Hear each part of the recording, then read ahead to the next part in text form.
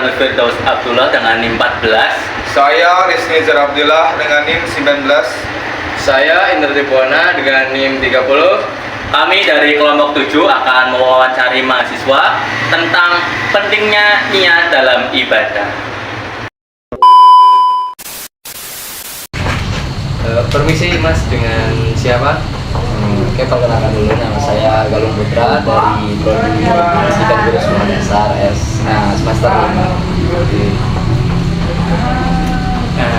Si Mas, kita di sini mau wawancari Mas tentang pentingnya niat dalam ibadah. Untuk Izin bertanya ya Mas. ya, Menurut Masnya itu kenapa sih Islam menempatkan niat sebagai fondasi paling dasar? oke. Nah, pertanyaan pertama seperti itu ya. Mengapa Islam menempatkan niat sebagai fondasi paling dasar? Betul. Sepengetahuan saya pernah belajar yang mengenai niat itu beberapa dalam buku-buku banyak, terutama dalam hadis arba'in itu ditempatkan di hadis pertama tentang niat, yang mana bunyinya itu innamal a'malu binniyat wa innamal likulli imri'in ma nawa. Nah, di sana ya, mengapa niat itu menjadi hadis pertama? Karena tentunya sebelum kita melakukan pekerjaan, melakukan amalan, melakukan sesuatu yang kita inginkan, tentunya kita harus niatkan dulu dalam hati kita. Ya, niatnya karena apa? Ya, buat apa dan untuk siapa? Nah, seperti itu. Mengapa niat itu penting? Karena itu akan menentukan alur, yang dimana alurnya itu untuk apa sih kita melakukan ibadah, untuk apa sih kita melakukan pekerjaan ini. Nah, oleh karena itu ya, niat itu sangat fundamental dan sangat urgent dalam suatu hal apapun. Oleh karena itu Islam menetapkan niat pertama, karena segala sesuatu amalan, ibadah, pekerjaan dan lain sebagainya itu diawali dengan niat. Untuk pertanyaan selanjutnya ya Mas, kan nanti kita mau bicara tentang niat ya. Berarti sejauh mana sih niat itu bisa membedakan antara mandi biasa dan mandi wajib, dan diet dengan puasa?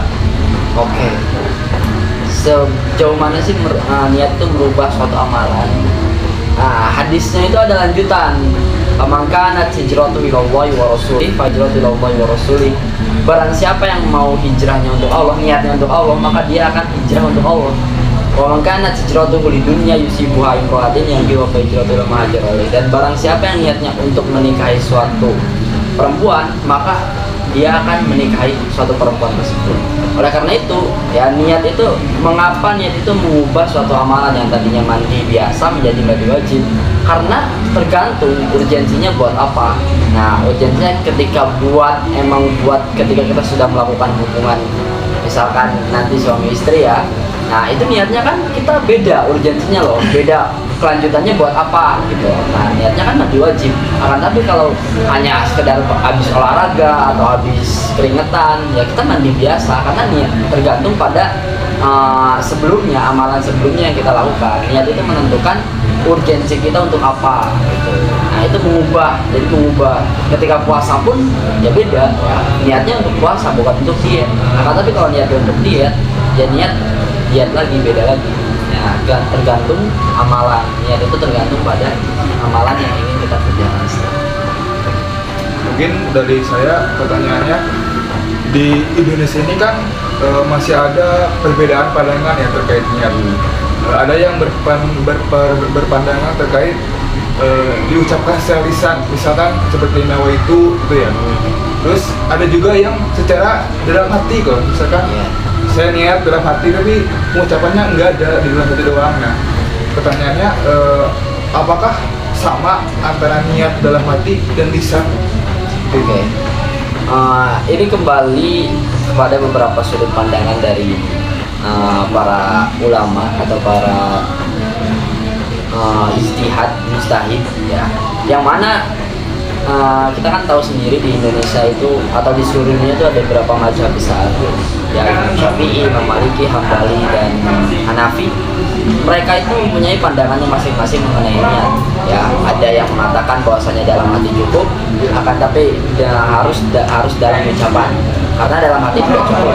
Ucapan itu untuk menguatkan niat tersebut.